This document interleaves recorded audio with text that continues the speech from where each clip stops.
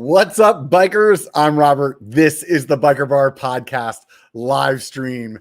Here we are, episode 128. Today's guest, we have Dustin Klein from the very popular YouTube channel, right around 65,000 subscribers right now. If you're not familiar with this channel, no fear, no reason to fear, because I actually just forgot what I was going to say, but this is the key. The key is I realized that you bump into some of these channels that have huge followings, and for some reason, even though I'm watching, like, pretty much all I watch on YouTube is mountain bike stuff, there's still channels out there that are huge that I've never heard of. So we're both going to learn together about what Dustin's doing over there on his channel and why he has got such a great following already.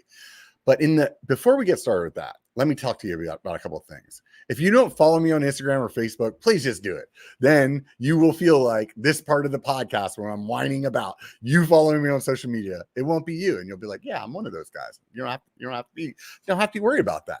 The other thing is I post a lot of stuff over there. Like the other day, I posted this little picture of these little clips that hold your brake line to your dropper cable line, or your brake line to your brake line, and kind of cleans up your cockpit. And I've been printing those things on my 3D printer. One of my friends asked me to do it. And because I posted that picture on Instagram, people wanted to buy them. So I now have an Etsy shop. You could get there by going to Etsy and looking for BIKER B1, or you could just go to etsy.biker.com. So B1KER.com, and it'll take you over there. And then you could buy that. I actually put some of my other merch up there that used to only be exclusive to Patreon, and now you can buy them individually if you don't want to go to Patreon. But if you want to go to Patreon and be part of that, that would be rad. Puts beer in the fridge, helps me buy cameras, helps me do all the things that it takes to make this channel happen.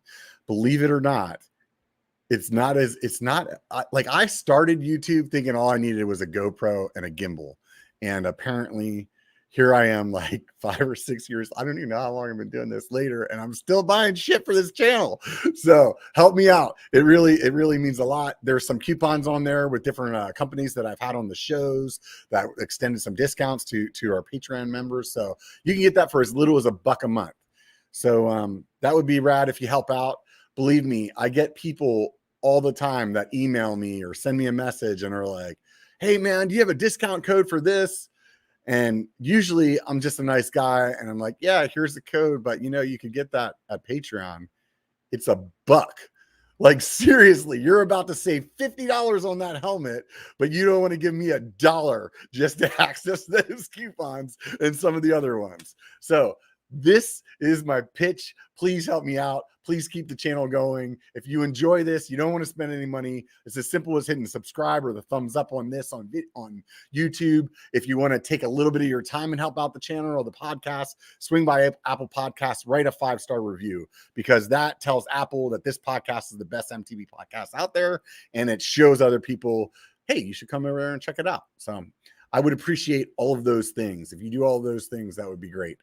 And so with all of that being said, what we're going to do is we're going to go ahead and bring Dustin back on here. Almost kicked him off. Holy shit.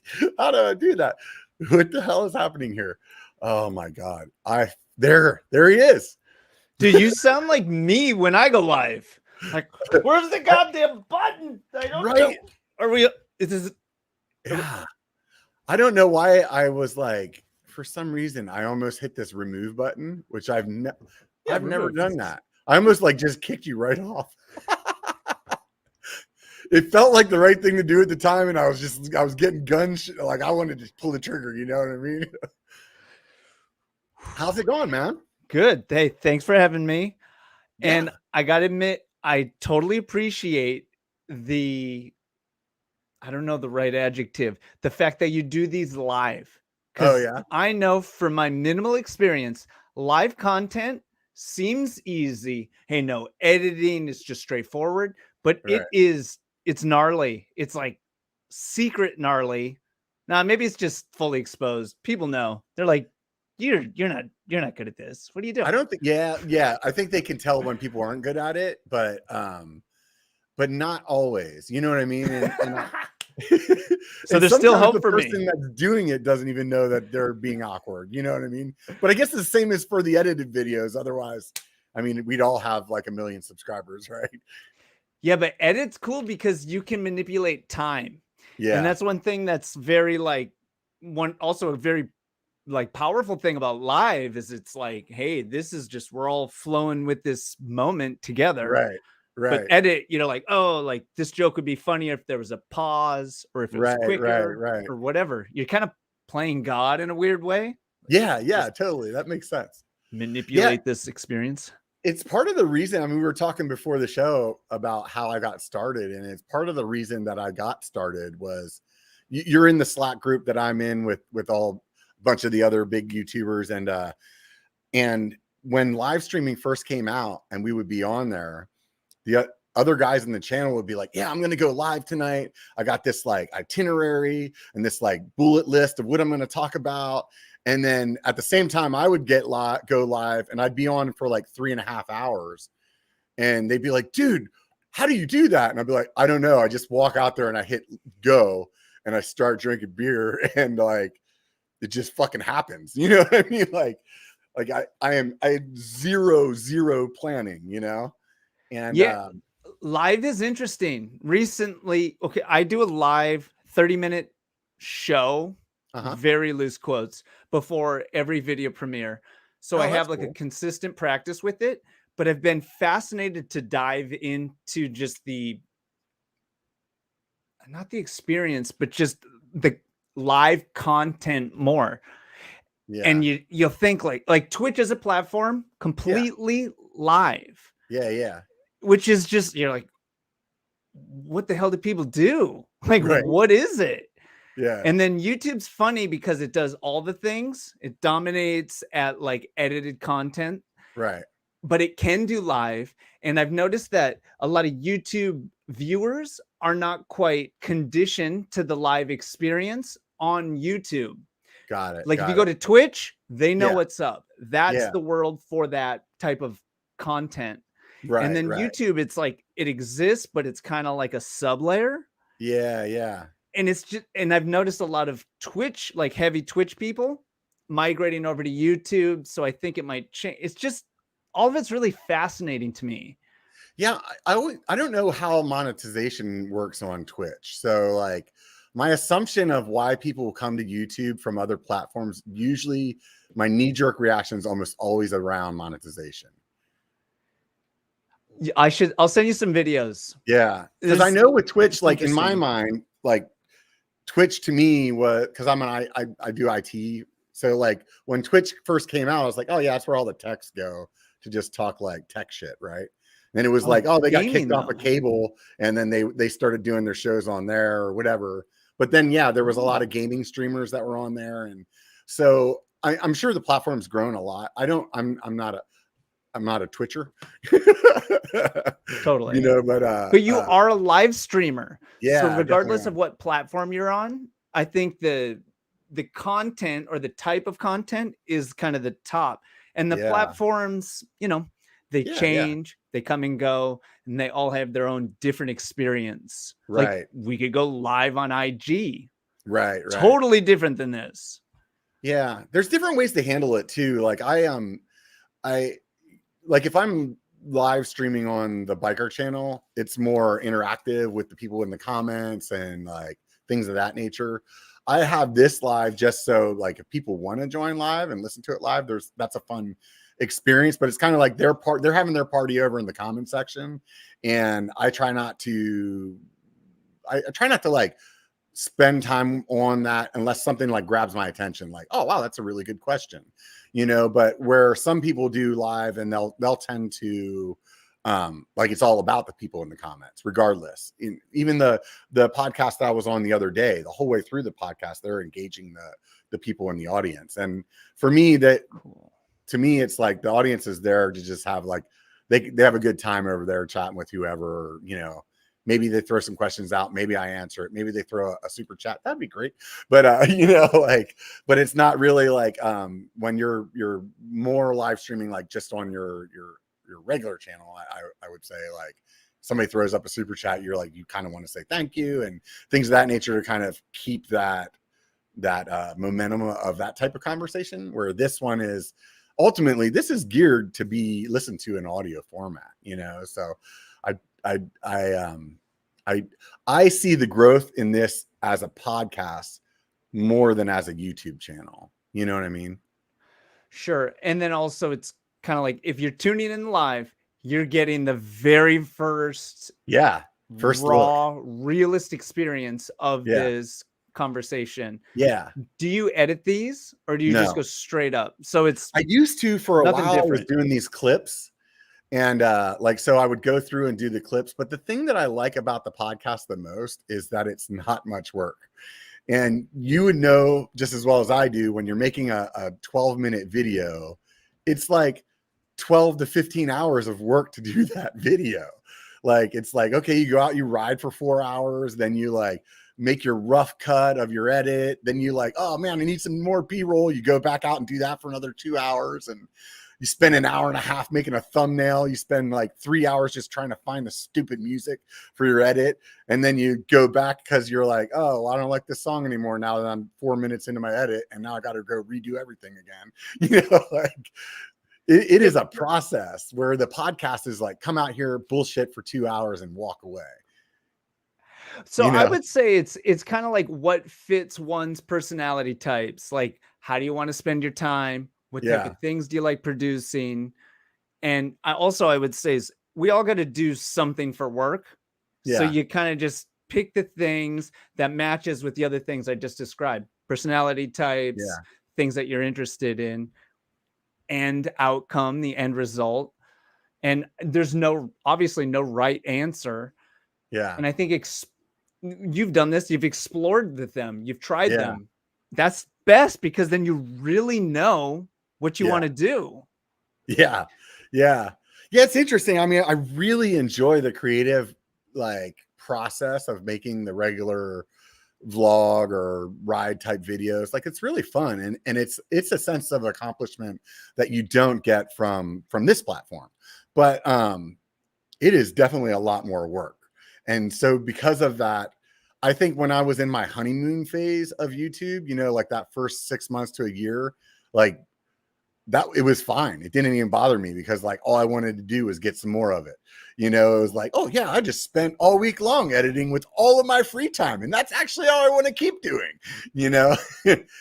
But after you've done it for a couple of years, you're like, yeah, like I want to do some other things, you know? Yeah, it's got a balance. I mean, that's the key to everything, really. I think as YouTubers, we put a lot of pressure on ourselves about things that the subscribers actually don't give a shit about. And that is a really good point and thing for us to remember, because I'll like whine about some bullshit like that, but it's not for me to complain about forward facing, you know, like the audience doesn't give a shit if you have 10 subs or 10 million. They just like what they do. If they like what you do. I got it. Thank you. I'm following you, man. See, I don't know. Tangent there. Maybe we just sit in a quiet lull for the next 5 to 15 minutes. Yeah. We can just do that. Just a little dead space in the middle. They'll just have to hit that 30-second skip on the podcast until all of a sudden, you know. Damn it, we're up to they're just sitting here in silence. Right. What is happening? I thought they were joking. You're all, is this thing on? Or my favorite. So now that we spent the first whatever amount, 15 minutes here just talking about being a YouTuber, let's talk about what are you doing over there, man? I honestly never heard of your channel until somebody had recommended you to be in the Slack group. So, Colorado Joe. Yeah. Average Joe, Colorado kid. He was the gateway drug to the mountain bike Slack mecca. Does that thing have a name? I don't know. I'm sure it has a name, but I remember it was kind of convoluted. It was like, totally. It was like trying to come up with a name for like a website, you know, when you're just searching for domains over and over again. With finally like it was like, cooks. abcdefg.com/YouTuber MTB. Somebody's typing that in right now. The name doesn't matter. Yeah. So yeah, I live in Portland, Oregon. It doesn't surprise me that you didn't find my channel because my content is very like I came from Drop Bar and I like dabble in mountain bike, or I'm at just like the marijuana stage of mountain bike. Yeah. Like I'm not like a full blown mountain bike junkie. Yeah. Nobody's talking you into acid or heroin yet. You're just no drops. Right. No, I just learned what casing a jump is. Okay, there you go. So you do, I mean, when I was looking at your channel, you have a lot of gravel stuff on there. That's your passion?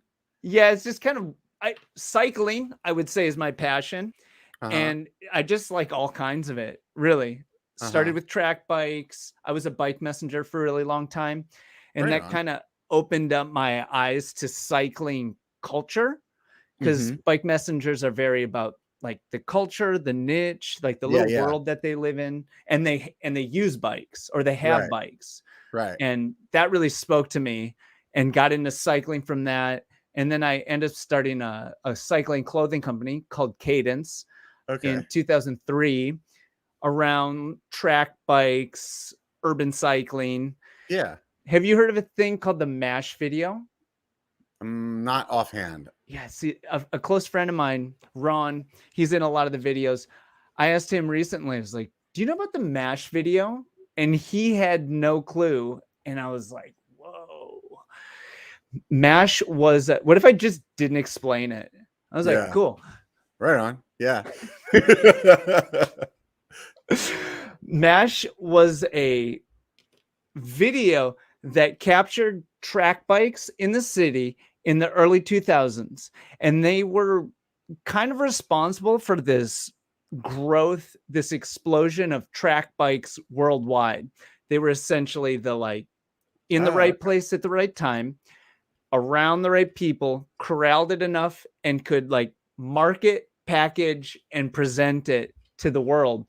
And they nailed it. They killed it. Do you remember much of like the track bike wave that happened? Yeah, I mean, I remember 2000s? it to a certain extent, just because.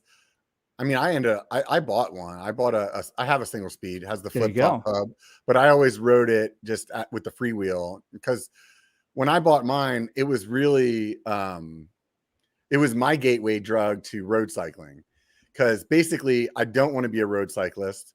I don't want to do anything but be a mountain biker, but I did like the idea of being able to ride to work and burn in some extra calories so I could drink more beer. And you could get a single speed for like $400. So I'm like, well, this is it. Right there you go. I bought a single speed and threw some drop bars on it instead of the flat bars that were on it. And it's like, oh, really? Yeah. Yeah. The mountain bike guy. Why? I'm so confused. Yeah, I know. Why wouldn't you leave the flat bars? I started that way, but you know, I was doing about an hour commute to work. And it just felt like, well, this is not as comfortable as it could be. You know what I mean? Figured out the real reason. Yeah. And I was like, I feel like these drop bars, there might be something to that, you know? So I threw a set of those on there. And plus, I think, let's be real, anybody that's into cycling, you have upgrade-itis no matter if it's a bike that you don't even care about. Yes. You're like, I hate riding on the road, but let's upgrade this thing. Yeah. You know? Yeah. So, I mean, it's like half the fun. Right. So that basically is what really started it. And then later down the road, I got the lady into it, and she's like, yeah, this is cool. So I bought her one too, because I'm like, it's flat, like where we're riding here in Sacramento.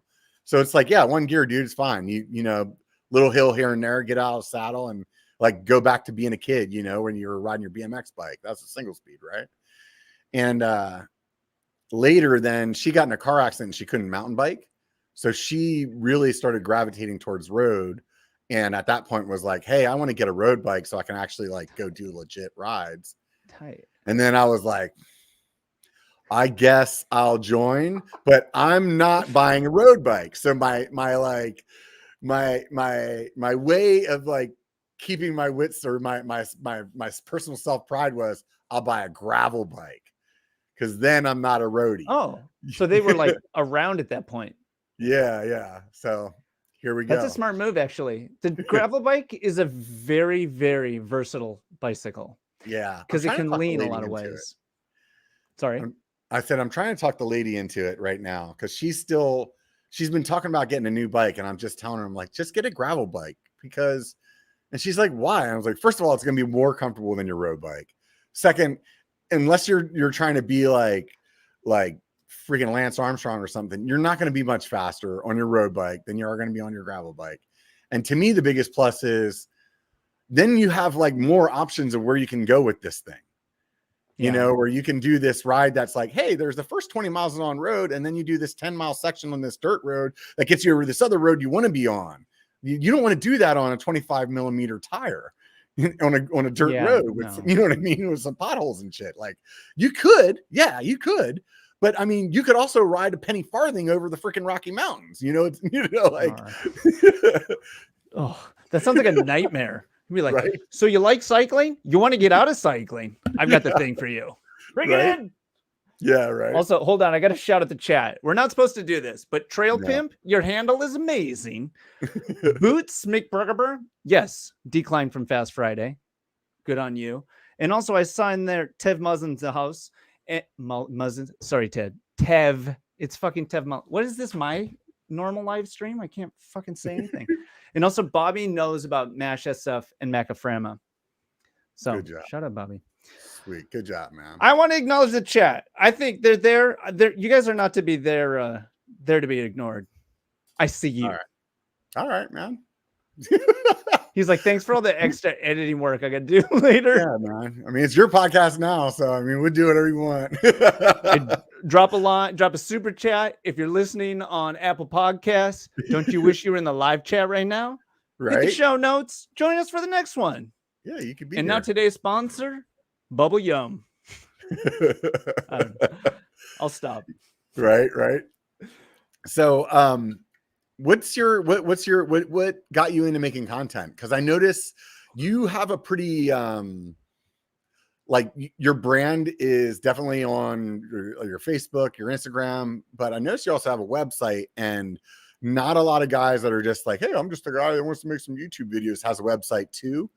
And I really like that you label yourself as a maker, and that was interesting to me. Yeah. So actually, I'm truly an artist, but that word is very convoluted, heavy, loaded, whatever. Yeah. So maker's kind of this like fake way of saying that, but I just need to make things.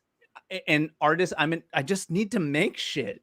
Yeah. And when I started the clothing company, I realized living in San Francisco that one could make things for a living. And it was this huge epiphany. And I was like, oh, okay. So I tried to do and started to do all these different things to figure out what I could do to make things that I enjoyed making for a living. And I was trying all this shit. And one of them was this clothing company. And it just kind of would work out. And then it would work out. And then it would work out. And just like I just went after that. Yeah. And that ran its course, did its whole thing. And then 2015, 16, somebody showed me, it was actually Casey Neistat videos, was like, check this guy out. I could see you doing this. And I was like, bro, that's got all the elements. He works for himself. He works by himself. He controls all the parts. And it's infinitely creative. There's it's this blank sheet. You want to do only stop motion. You want to do podcasts. I can't even come up with all the options. Right. So it was like, okay, I'm going to do this and still do the clothing thing. And it just kind of transitioned over. And I was actually tattooing a lot at that time too, because I was thinking that might be a transition, for me. And the YouTube videos just kind of like, I just stuck with it. I'm also like very stubbornly determined. So just chipping away bit by bit by bit. Every project I've ever done has always done this slow. It's like a 2% grade. Yeah. Infinitely into the wall. Right. Dude, we definitely have some parallels between the two of us. I can attest to that. Push that boulder. But also, we all got to do something. So it might as well be something that we care about. Yeah. And if we do it consistently long enough, it's going to work out. It's just going to figure itself out. Or we will figure out the direction that we probably should be going. Like thinking like, I need it to be this way, but it kind of just makes sense to go this way. Yeah. And that's still in the general direction that I need to be going. Yeah. So we'll go with the flow. Yeah. And just let it kind of like evolve. But for me, it was always knowing like creative freedom, massive importance, working for myself, by myself, very important. Yeah. And then, that's kind of just chisel away and then beat yourself up the whole time, wishing that it was bigger and better than it is at that moment. It's never going to be at that. That's always in the future. And then when you get that, you're still feeling the same way that you did when you were way back there. Yeah. So it goes. Yeah. I never realized that I was a creative person until like, it was just really recently that somebody said something to me that I was like, yeah, I'm not very crafty. And then it was actually the wife. And she's like, what are you talking about? And I'm like, yeah, I mean, I'm not a crafty person. She's like, are you high? Like, she's like, you like make your own shirts. You got this stupid 3D printer. You like, I used to be like really into music, playing guitar. Like it's always been creating something like websites, web design. Like it's always been creative. And I just never really like pegged myself as that person. I just always felt like I was like somebody like, I'm just doing these things. You know what I mean? I'm not like thinking about like that's actually who I am. You know what I mean? So what you're describing is like a very important element for people that want to make things for a living, for lack of a better term, is you have that drive, that impulse. You were already doing it before you knew what to label it, which is so legit. It's so pure. It's so real. Because a lot of times we'll get stuck with the label first and then try to figure out how to fit into that. That's backwards. Make it. And then honestly, other people give you the label and you'll be like, I don't know, I guess it is whatever it is. Right. But it's cool that you acknowledge that. And I think it's worth kind of, I don't know, acknowledge it. Can I use the same word to describe? Yeah, just keep using it over and over again. We could throw it like 6 or 7 times in one sentence. But just acknowledging that you were and have been doing that is pretty powerful. That's a like, way to lift yourself up. I guess. Yeah. But I think, and maybe this is just me, but I noticed it with a lot of other creators. We all like put ourselves down the entire time though. We're all like, nah, I'm not good enough. I'm sure like even people like, some famous rock stars still Patrick like, Swayze, but I'm not as good as, I'm not as good as Led Zeppelin was. So, you know what I mean? Like, totally. Nickelback's sitting around going, come on. Like, yeah, but that's necessary to grow. We can't all be like, I'm pretty much better than Led Zeppelin. Yeah, right. It's gonna ride this one out. Yeah. Like then you turn into Eddie Van Halen. You're like, all of a sudden you're like, I don't have to get any better. I mean, not for me. Yeah. I think that progression, that hunger, for Steve Jobs quote is is necessary for a maker. Yeah. Creatives, and you're in this category, whether you like that title or not, we kind of always have to be uncomfortable. Yeah. And it's not fun. It's kind of fucking annoying, but it's necessary to grow. Perfect analogy is exercise. Mm-hmm. Exercising kind of sucks. Yeah. But you feel good, dopamine, you're faster. It's something to brag about. I don't know. Like, you know what I mean? Like, and becoming familiar with discomfort is just like a kind of a powerful thing. Yeah. Because just so much comes from that. Yeah. But so we don't get to enjoy the ride. Huh? Sorry. We'll just stare. I'm just going to try and talk every time you. Haha. No, I'm just kidding. I'm trying to fuck with you. It's all right. No, there is like this tiniest lag on here, and I'll see like it's not big, but I'll see people in the comments or whatever sometimes like after the fact and be like, man, if that guy just stopped talking over the guest, it would be a lot better. And I'm like, look, dude, first of all, show me how much better you are at this than I am. Sweet. I'm stoked, man. Like, but outside of that, it's just like this small little lag. There is. And it's small enough where you're like, okay, it's silent. I need to talk. And right about the time that you do, then the other person says something. Yeah. You know? And I've noticed this with live specifically, veil pulling, is there's this, I've worked on this, but this knee-jerk tendency to kill silence. Yeah. Silence is like, oh God, we got to talk about something. Right. When actually, I think it's okay because it's super real. Right. Like silence is okay. Yeah, totally. So back to that 15 minutes. Yeah, right. Let's just be quiet. I can't do it. So I was going to say earlier, when you started your channel, like when you're deciding like, okay, I'm going to do YouTube, was it like, what was the plan at that time compared to like what it is now? I never really had a plan. I'm very much learn through doing. Mm-hmm. So just start figuring it out. Like to a default. So was the first video like, I'm going to like talk about me, or was it, I'm going to like go on this road bike ride or this gravel ride, or like, how did that, do you remember what your first video was? Yeah, I think it's still up too. Please don't look at that. I should hide those. It's just like kind of just experimenting. Like, what's it like to look and talk to a camera with nobody around? Yeah.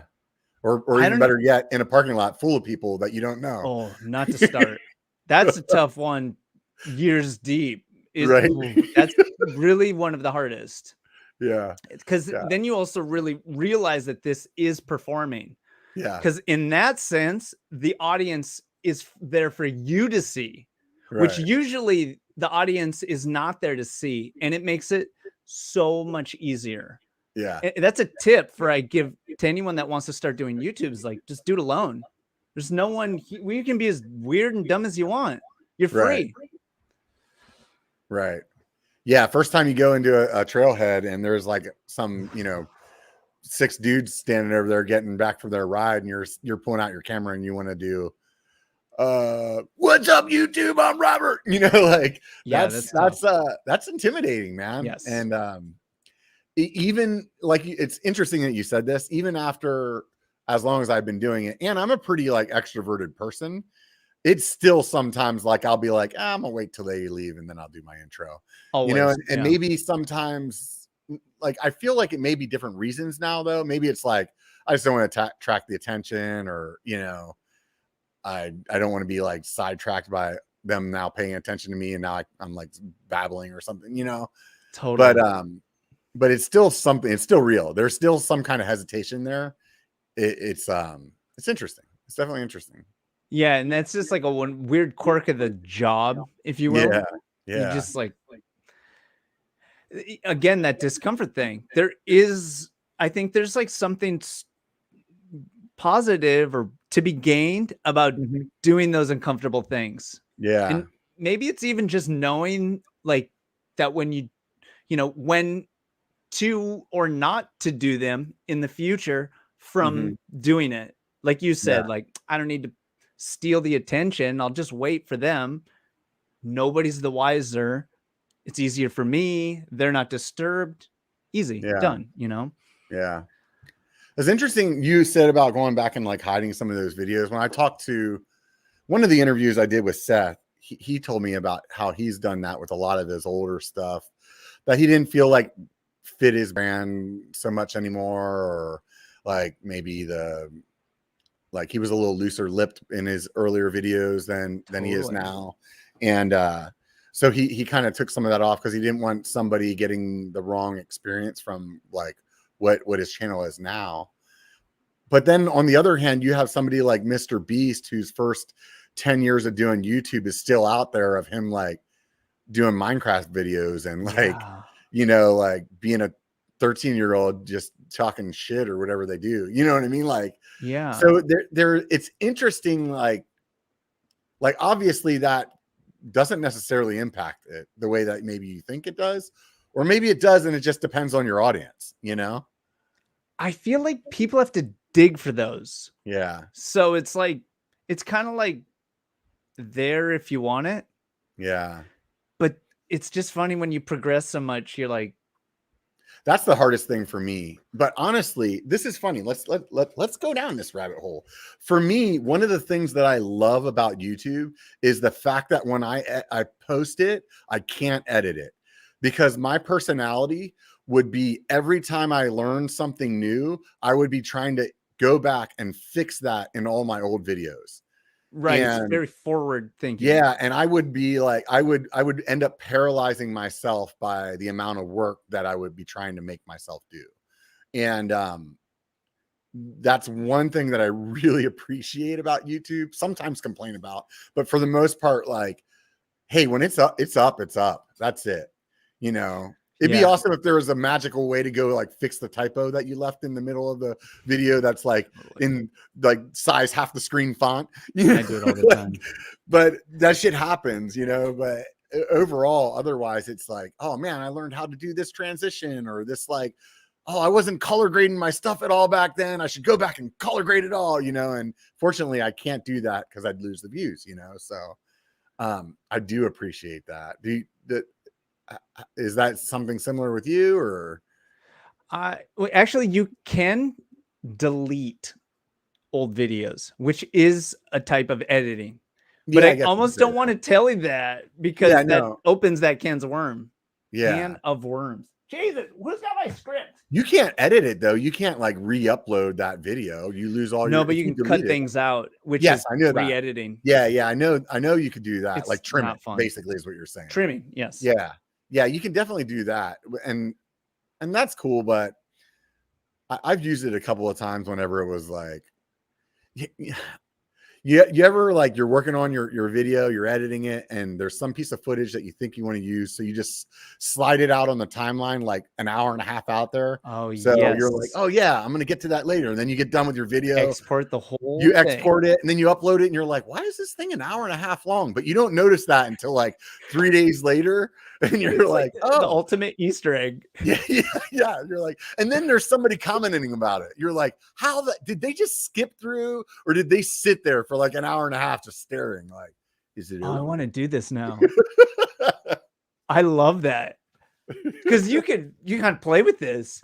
You know what I mean? Like every 10 minutes could be one part in a very simple story. It sounds painful for everybody. Oh yeah, it does. Okay, what about this? Do you have a practice of going back and look at old content, projects of any form, things that you make? I think I have this set up out here in the garage. So I have, and what I'm looking at right now is like a 50-inch TV. So we'll be out here drinking beers and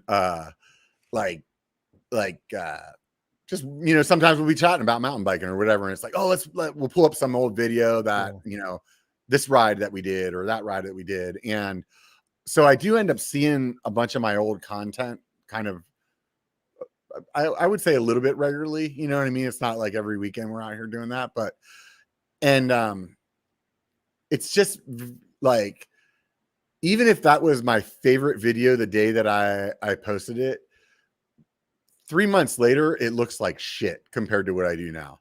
And it's so hard to like, to accept that, you know? Well, I guess it means you're progressing. Right. That's a good thing, it's right? Like, you know, that's just that's where I was. So that's actually, there's like a lot of value in that. You're like, whoa, look at how far I've come in 2 weeks. Right. That's remarkable. Right. Like often those changes are so small that they're kind of invisible. 2% grade into infinity. But I wonder, like is the production value that the time that I'm putting into my production value, does it really matter? Because I was getting subscribers back when my videos were shitty, right? Or at least what I consider shitty, right? Here's a question. Like, sort of interrupt and divert is what do you want from the videos, from the channel, from doing YouTube? That is probably my biggest problem. I don't know. I was talking to somebody recently about this. I think it was one of my other podcasts. And it was, I think that's the problem that I probably every week or 2 weeks go through this process of I'm quitting YouTube. I don't want to do it anymore. And I think it really all stems from I actually have zero idea of what it is that I actually expect out of it. So I have this like unrealistic idea of what's going to happen. Just what would you like? Like, I would say, therapist hat, get like a notebook and just free write on this subject and write down everything that you would want infinitely and just kind of like let it come out and it'll get out of your head. Yeah. You don't even have to look at that again, but it kind of helps. It's like a realigning a magnet. It'll just kind of put it in a focus a little bit. But knowing what you want, what one wants in a big picture way is super helpful because it's this like North Star beacon of which way to just keep pushing the boulder up the hill towards. Yeah. I think for me, I'm like so ADD that what I want today is not what I want tomorrow. But ultimately, I think the only thing that I can 100% lay my head on is that I know I don't want to quit. Huge. Like, that's really all it comes down to. Like, even whenever I'm like, fuck this, man, I'm over it. I'm not doing this shit anymore. Like, there's still a little guy in the back there going, hey, man, you like Wednesday, new video. Yeah, right. Go edit another one. Bet you won't feel that way tomorrow. Like, I quit. Better start editing the next one. Right. Yeah. Like I will literally do that. I'll be like all night, like, I'm not doing this anymore. Get up in the morning. I'm going to send emails to somebody to get on the podcast. I'm like, what are you doing, dude? I think I just really enjoy the community. I enjoy the creative process of it. The process. That's the part where that's just really hard to give up. Like a bunch of times I've told myself, dude, you're way better at this podcast. Like actually put all your effort into that. Do the clips, do all that, like put serious effort into the podcast and just like tell people like, hey man, POV's like on pause, you know? And if I tell myself that, like instantly I'm like, no, I like making those videos. Well, also it doesn't have to be so binary. Yeah. You can just kind of be like a thought, like, well, what if I just focus on the things for a bit, the video or the podcast for a bit? And also too, what if that goal, that thing we were talking about, like what do you want out of this? Yeah. Maybe what you want is the process. Right. And then it can kind of trip you out to be like, wait, I have what I want. Like, I'm not going for this elusive, like, I need 3 billion subs. Yeah. Like, who gives a shit? It's way more powerful to be like, I want the process of doing this and enjoying each step, communicating with these people, shouting out Sandro and Caw in the chat, in the text. I'm not so good of a role. And then I just... You thought you had it. You were like, man, I'm on this pedestal. It's happening. And then just... So what do you want? Are you getting what you want out of this? Yeah, I think so. I like I said, creative freedom is like very important to me. Mm-hmm. And I like working for myself, by myself. And I like cycling. So it's just this way to kind of merge it all together. Mm-hmm. And to kind of tie into that, people will be like, what's your definition of success? And to me, success is being able to do something that you love and make a living from it and survive, you know, not scraping by. Yeah. If in the beginning you have to scrape by, which I'm okay with that too. Mm-hmm. And that's like the artist in me. Like I need to make things. So I'm going to do whatever it takes to make that a reality. Yeah. So just, you know, I don't think you answered the question, but you talked a lot. So up high. Yeah. So what got you up to Portland from San Francisco? You were just like, I need to be somewhere cheaper if I want to make this happen. No, I actually found out about the videos after we were here. And we came here for affordable home ownership with a cycling foundation. Like I'll tell you right now, Portland's one of my favorite cities. Oh, really? Yeah, I really enjoy it up there. I like the architecture in town where all the buildings are different, but it seems like they were all like made sort of the same. Is that like Sacramento has like some buildings that are super modern and then some that are been around for a long time, and it's like for whatever reason in Portland, like the city planner or whoever it is, I don't know how it happened, but like it's just I like the way that it looks down there. It's really cool, and I don't know, it's cool having the rivers that it's very similar to Sacramento actually. I mean, a river right there, and right, just you guys are a lot more hills. Yeah, and rain. Yeah, lots of rain. The fucking rain. Yeah. But Portland's rad, man. I mean, come on. That place, I don't know. I always have a good time when I'm there. So it is a good time. yeah. And actually, did you know that Sacramento is where I fell into being a bike messenger? Oh, So really? when I was living in Sacramento, my life was forever changed towards cycling because I was there. Just like Where were we at in random. Sacramento? Do you remember a magazine called Heckler? Yes, that sounds familiar. It was a skate snow music magazine, and I went there to intern for photography. I grew up obsessed with skateboarding, so I was like skateboard photos. Right. And while I was interning, fell into a job as a bike messenger from the same building, and I was living in Del Paso Heights, working downtown on this worked Gary Fisher mountain bike. Oh, and then that bike kind of like, I also didn't really know how to take care of bikes. It was dying. And I ended up I read this book called The Immortal Class. It was like about bike messengers in New York, San Francisco, track bikes. And I was like, what? This is great. Minimal maintenance. They're like illegal. They're cool. They're tough. I was like, I want that. Yeah. So I got my first track bike in Sacramento. And I think it was like cool. 2001, something like that. And everybody was like, you're going to kill yourself. It was pretty funny. Yeah. I never learned how to like use the fixed wheel like to brake. So I never used mine like that. One of these days I should just go out there and give it a go. Oh, if you still have the bike, Yeah, you should. Yeah, you totally should. That's my I love that bike because first of all, it's simple, right? You know, you just get on a fucking pedal, right? And the other end of it is it's not very expensive. So if I go like ride a bike to the bar and it gets stolen, I'm going to be bummed because I put a lot of miles on that thing and it's my bike, but it feels way better than like a $10,000 freaking Santa Cruz Bronson disappearing. You know what I mean? Like, yes. You're like, okay, well, I can replace that one. Yeah, everyone needs a commuter bike. Right. I mean, this is so dumb, but true, is when you get into cycling, you just need all these bikes for all the minute different ways that you'll end up using and wanting to use them. Yeah, it's definitely one of those things where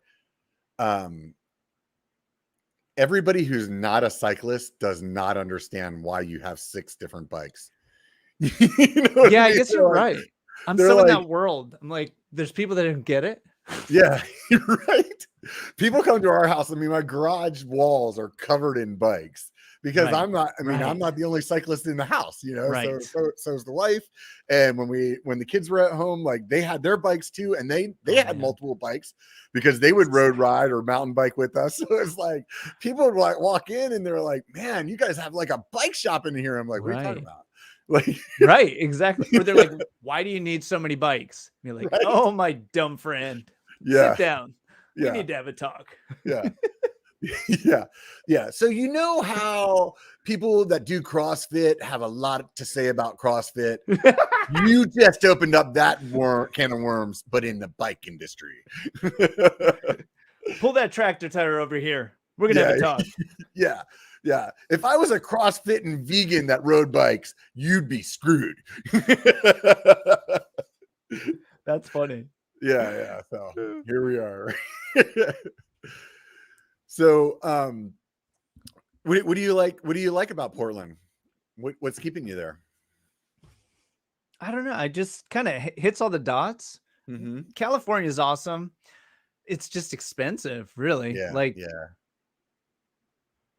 it's just where we live right now. And before that, we'd moved a lot, my wife and I. So it's kind of nice to just be like, cool, we just live here.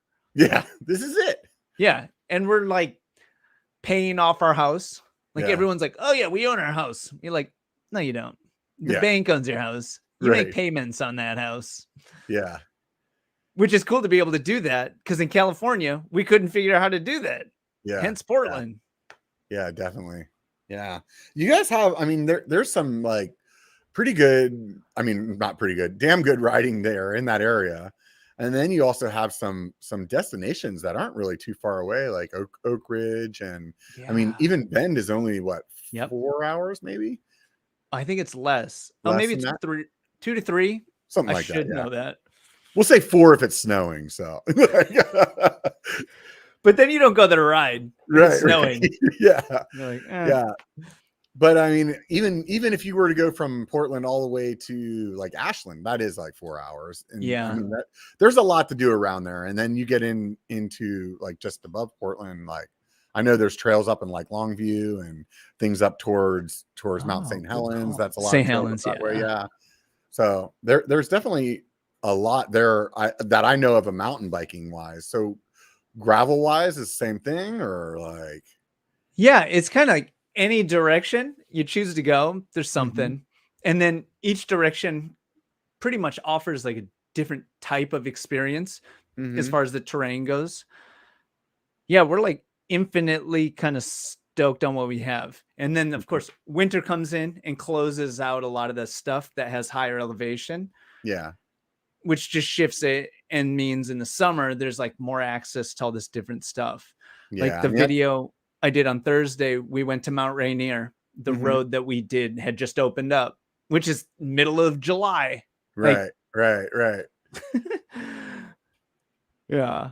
Yeah, that's fun. That's good stuff, man.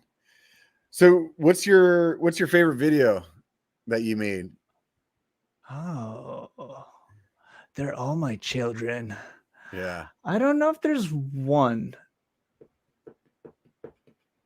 You know, when somebody's like, oh, you have a YouTube channel? What, like, is there one that you're like, oh, check this one out? No, I'm like, let the algorithm check this one out. Like, hope you don't get the shoe review. Like, look it up.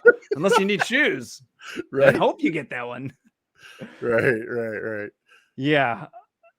I don't know. I kind of have a bad practice of going back and looking at past work, whatever the medium, whether it's drawing, videos. Like I said, I did tattooing.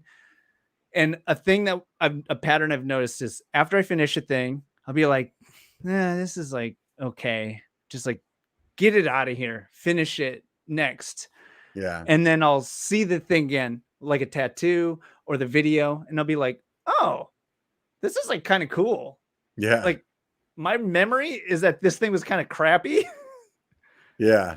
Which is always funny when it's on a human. They're like, what?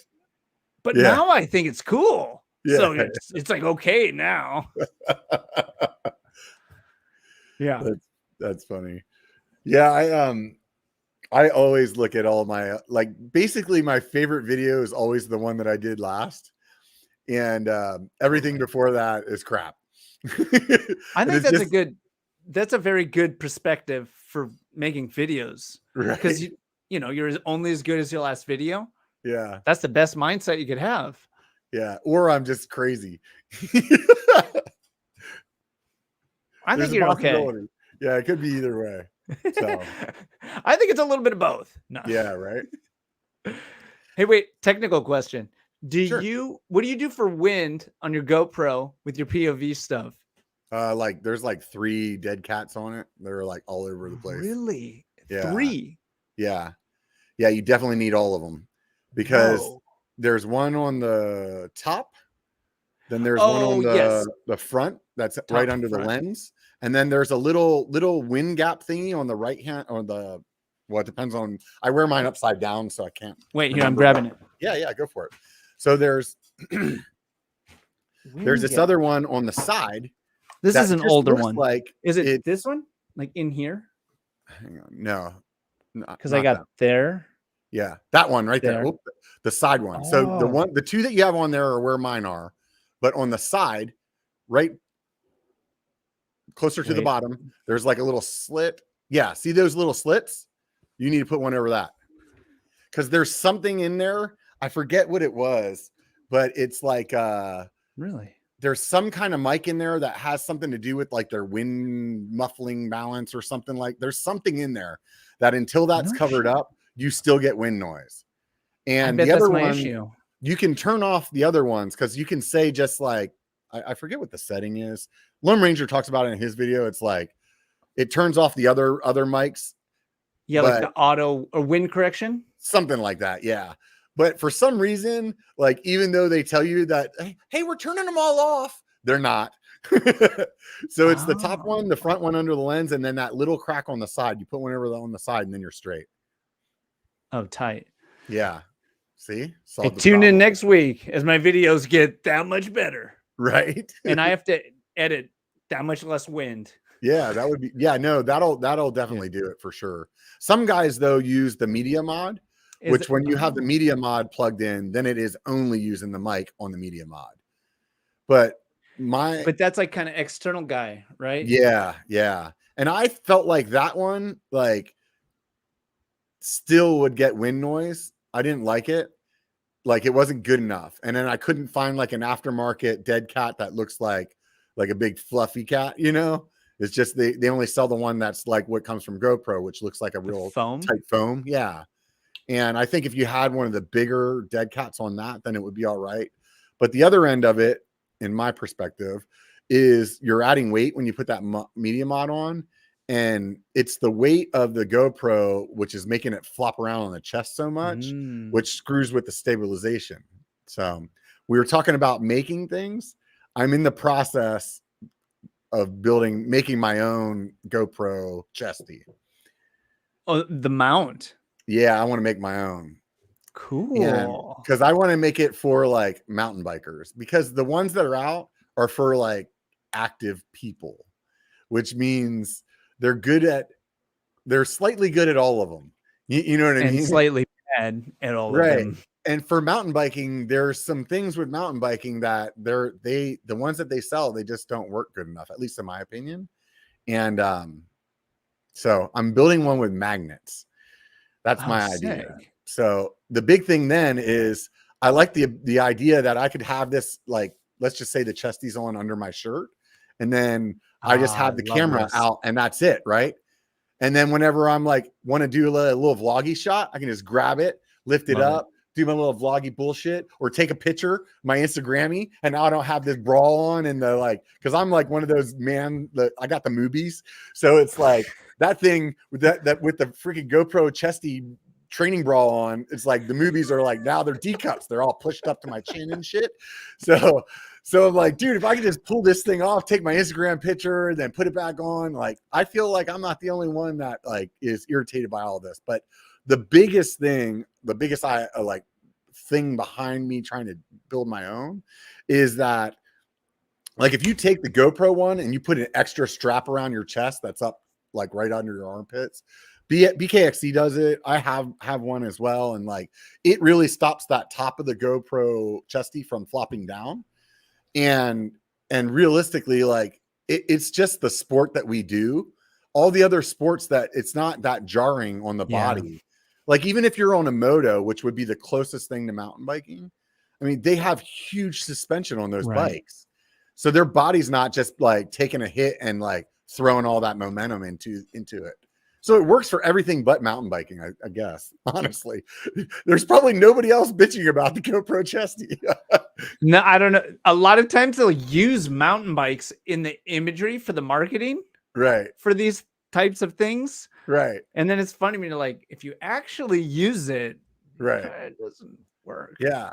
And GoPro is like successfully making every one of their cameras more heavy than the last one. So they're not adding, like, they're not helping the problem any, you know? Like the 10 is heavier than the 9. Is it really? I think so. I should weigh that. I have both. I know the 9 for sure is heavier than the 8. because I think they went to a the bigger battery screen. at that point. Yeah, and the screen and all that stuff. Oh, the So battery did get bigger. yeah, so yeah, but they're supposed to have they're supposed to be releasing like 4 cameras this year that are different. Oh, like kind of broken them down. Yeah, and the first one that they either leaked or they actually released it already was just for drones, for people that put the cameras on those, like I think it's like FPV is what they call it, like the fast drones, not the like cinematography kinds, you know what I mean? So people build those and they want one that doesn't have all this extra shit in it because they are going to have it hooked up to power already coming from their drone. And that thing's like way light. So like if none of the other options are good, at the very least, that one might be good because you could like wire it up to a chesty, and maybe because it's so much lighter, now you can carry the battery pack in your like hip pack or something like that. And then maybe it'll be fine. You know what I mean? You're so like I'm waiting, even more. Yeah, I'm waiting to see like what happens because I'm excited to find out, but knowing how like things have happened like this historically for me, I feel like everything's going to have a feature that I want, but none of them's going to encompass all the features that I want. You know what I mean? It's going to be like, oh, I'm excited for that, but yeah. That makes me think of, there's this guy named Francis Cade, YouTuber, super popular, cool guy, like awesome guy. He shoots a lot with the DSLR, and I cannot for the life of me figure out how the hell he like deals with this. Yeah. Like, and sometimes it's mountain bike, and I think he does a GoPro when he's on a mountain bike, mostly road, sometimes gravel, but still like on his back, fucking giant camera. Like this is as much as I want to carry. Right. And then also just, I feel like I would break that thing. Right. Bouncing off your back. Like, yeah. And then he'll do like a talking shots with it. So much respect. Oh, wow. I was just like, how the hell are you with doing the full this? on camera though? It's a yes. I mean, it stuff, looks legit too. Yeah, I bet, because I mean the glass is just so much better. And all of it is just all the color, everything. Yeah, that's crazy. It's crazy. Yeah, I know. I mean, there's a lot of guys. I mean, Colorado Kid, he uses that what is that, the A7S3R or whatever, I forget what that is. Well, I guess they're not DSLR, like a full frame. It's a full frame, yeah. And he uses that thing a lot. I mean, you can definitely like tell the difference in video quality. I know. However, that's one of those things where is he doing that for us creators, or because I bet if he used a potato cam and did the same stuff, most of the subscribers, probably 95% of them, wouldn't give a shit. What's a potato cam? Like just a shitty camera. Like this camera. Shittier than the GoPro. Oh, really? Yeah, cool. Like if you took your old Nokia flip phone and recorded with that, like, you know, in 480, 4 bits, baby. Right. You know, I think that there's a lot of stuff that we do that most people don't care about, man. They just really don't. They don't even notice it. I mean, I could show my, Story is king. Yeah, for sure. 100%. But it's like some of that stuff, like the color correction and like things like audio things that us creators just like beat ourselves up on. Most people, they don't hear any of that. You're like, dude, you hear all that wind noise? They're like, what wind noise? You're like, what do you mean? And you're like, exactly. You didn't hear that? No, man, you were like hitting that jump. That looks sick. You know, it's like, yeah. I don't know. I think it's a balance. There's like those incremental things. They add up. I don't think they're like necessary, but also I think it's good for us as makers to do things to kind of like stretch or grow to make your thing progress, essentially. Better, but just like learn the craft. But I completely like, there's a point of like too much or like trying too hard to make it like what, professional or just more work for yourself? Yeah. Sometimes I feel like I'm trying. It seems like for the last 3 weeks, I've been telling myself this week I'm gonna have like a free schedule or a lighter schedule, and I'm gonna like hammer through some stuff. And my temporary goal right now is I'm gonna go through a couple of videos of edits and I'm just gonna do them like I would have in like year one, and not spend so much time being worried about putting the drone shots and the B-roll and the perfect voiceover. And just for the sake of getting the content out, I'm just going to do it. And then I'm going to see what happens. It's kind of like an experiment. But unfortunately, this week, it just didn't work out that way. So, Or almost like a time limit on your edit. Like, I've got 2 hours to edit this video. Yeah. Like, what would that's kind of just a cool parameters to work with. Yeah. Right? Like, footage, maybe film it knowing I only have 2 hours to cut this up. That's like, whew, that's fast. That's quick. But it's an interesting, like, self-imposed challenge, and almost just, you can be very transparent with it. I love this idea. I want to do this. This videos, I'm only going to edit for 2 hours, or you can put it in the show notes or something. People don't totally care. We'll just hide it at like 5 minutes of black space and then a little screen that says, I only edited this in 2 hours. You're still here? Did you know? Right. I like this. Yeah. So there you have it, right?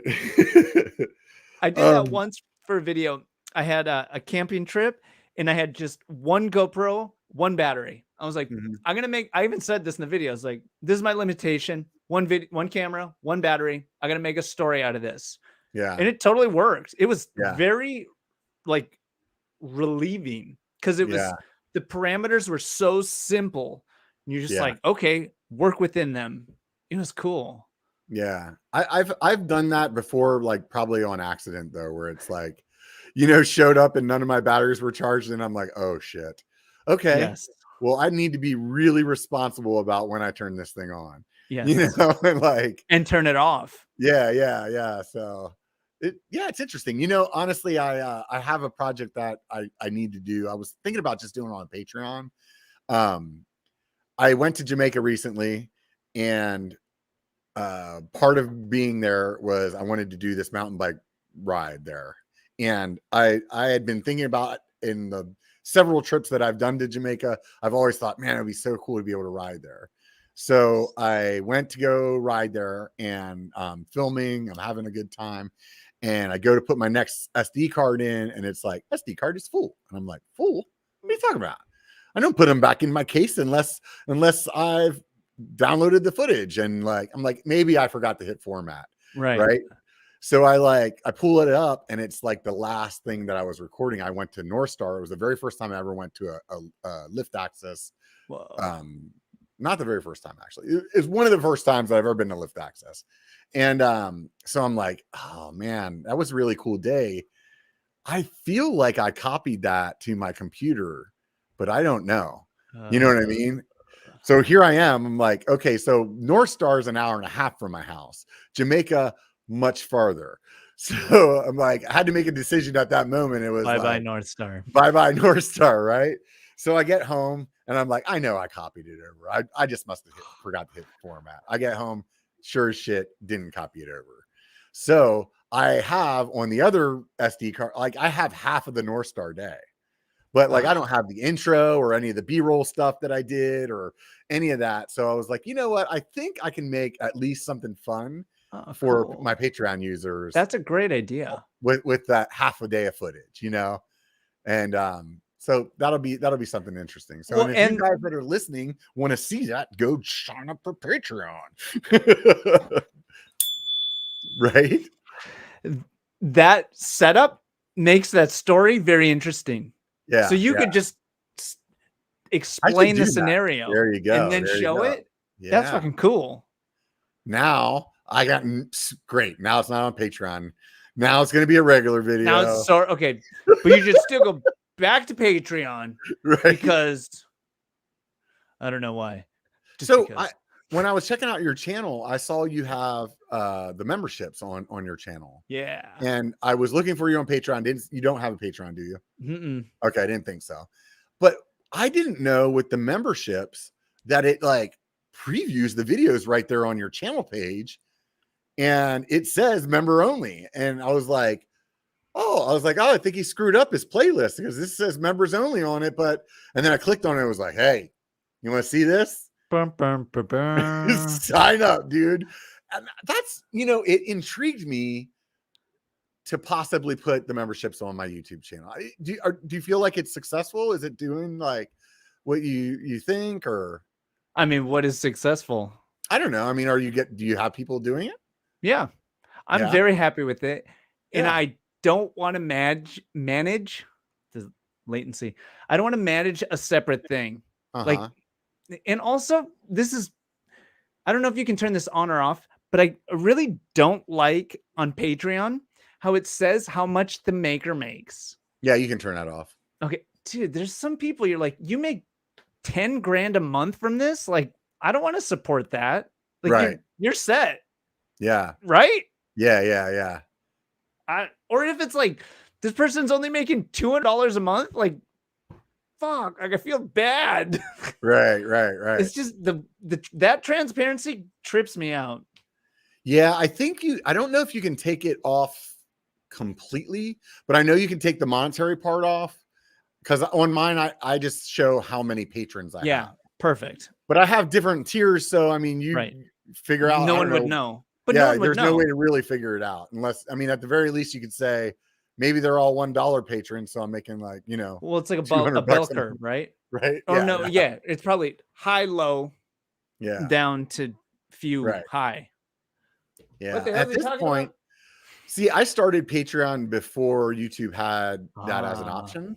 So at this point, if I started the YouTube one and wanted to dump Patreon, I don't think you can't get those people to cross the platform. Like that bar, that like you'll get some people to go. Well, that's the reason I don't want them to go to venture to the other. No, just stay here. We're all here. Let's be here. Hit the join button. Done. Yeah, see, but some of the draw though to having it on Patreon though is that you are separating it. So like, let's just say YouTube turns into something that you don't want it to be, or like, I don't know, you get freaking demonetized or shut down, or they decide they're deleting your channel for you because you crossed some line with them. You would still have all your supporters on another platform. So you're like diversifying your like portfolio or something. I diversify in different ways. Yeah. I'm not diversifying anything. That's it. I'm bringing it all to YouTube. All my eggs right in this one basket. Yeah, I think it just works. See, like I don't do the Teespring or the product. Like to me, that's like tacky. I'd rather have you like go to a shop. If you're actually interested, that's over there in the place where you go to buy things. Yeah. Not like watch a video, buy a t-shirt. Like it looks, I don't like it. I have, and if you have t-shirts down there, those ones are okay. Yeah. I have some on Teespring, but only for, I only have a couple because of that banner ad. It's like, oh, if that pulls somebody in, cool. I'm not like really crazy about the quality that they have or anything like that. I have a shop like what you said, where I feel like I can be a lot more selective of what I do, and they make the products that I want and stuff like that. But I did sign up for the Teespring one originally just because it was like, initially that was the only company that they had. I think now with the banner, I was looking at the other day, you can import different merch sites now than you used to be able to. Yeah.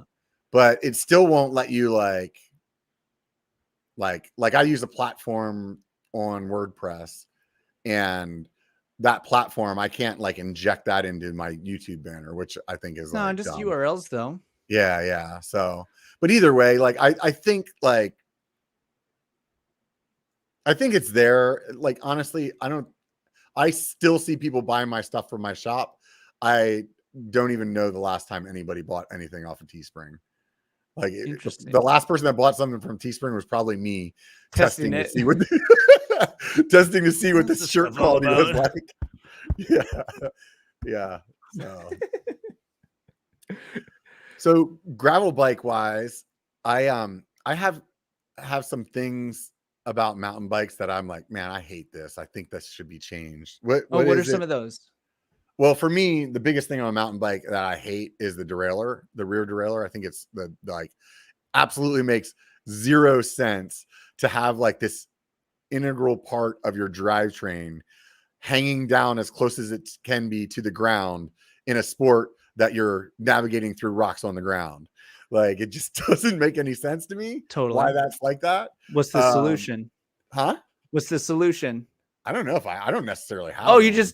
that's it? I just wanted to get fixed. So I was wondering if there's something that you have with the gravel bike. Like what bothers you about the gravel bikes that you're like, man, I wish somebody would like re-engineer this, or how, like if you had the like Elon Musk money, like you would be like, hey, we're solving this problem. This sort of answers the question, sort of doesn't. I'm fascinated in this point of suspension. Like, where does suspension make sense and where does it not make sense? And I know that tires are suspension, so that's part of in that continuum. Yeah. But like 40 millimeters of suspension, the latency's tripping me out. 40 millimeters of suspension, the juice is not worth the squeeze because it's just heavy. So it's this funny balance of like, when does it make sense? When does it not? I have this bike. It's called a Salsa Cutthroat. It's marketed as a drop bar mountain bike, 29er, and it accepts I think it's a 120 RockShox or 120 suspension fork. It's like a proper mountain bike fork. Yeah. And it's fascinating, like so interesting. But having this drop bar bike with the suspension, the biggest thing I noticed specifically on single track is like how you noticed commuting with drop bars. You're like, there's got to be a better way. Right. Drop bars for single track with lots of bumps, it's not conducive. You want stability. Like this is like, it's working against you. Yeah. So it's this funny, like, okay, it makes sense why those are that way. But, where's this funny, like, I don't know if it's like the crux of the teeter-totter. What's that thing called? Who are the physicists? I mean, the dynamicisms. Yeah. So that's the thing that I find really fascinating. Like brands keep dabbling with it. It keeps kind of not really making sense, but I still love the exploration. Yeah. For me with the gravel bike, the thing I always think about is the dropper button. Like some guys will take off that front derailleur and they'll use that front derailleur. Oh, like the where shifter. you normally shifter. They'll use that shifter to activate the dropper, right? I got a bike that does that. It's awesome. But otherwise, there's not really a like integrated into the hoods way to hit your dropper. Yeah, there is. And I think like there is. Yep. It's there is now? SRAM axis. 2 shifters in, dropper down. It's awesome. Oh. Yeah. So they have it now. So yes. There we go. Now I'm the caveat, that shit is not cheap. Yeah. That axis stuff is so dope because it's so easy to install. Yeah. But you got to pay to play. Yeah. So they have the shifter and the dropper on the hood. It's how you pair it. So you get any dropper that fits the bike. You can have it either go to like a thumb shifter, like you would on a mountain bike setup, a 1x mountain bike setup, because there's no other buttons except you're shifting for gears. But for drop bars, you have generally right is up, left is down, and then both engages an accessory. And often that accessory is the dropper. But you're saying on a 1x on a gravel. Oh, it's a 1x gravel then still.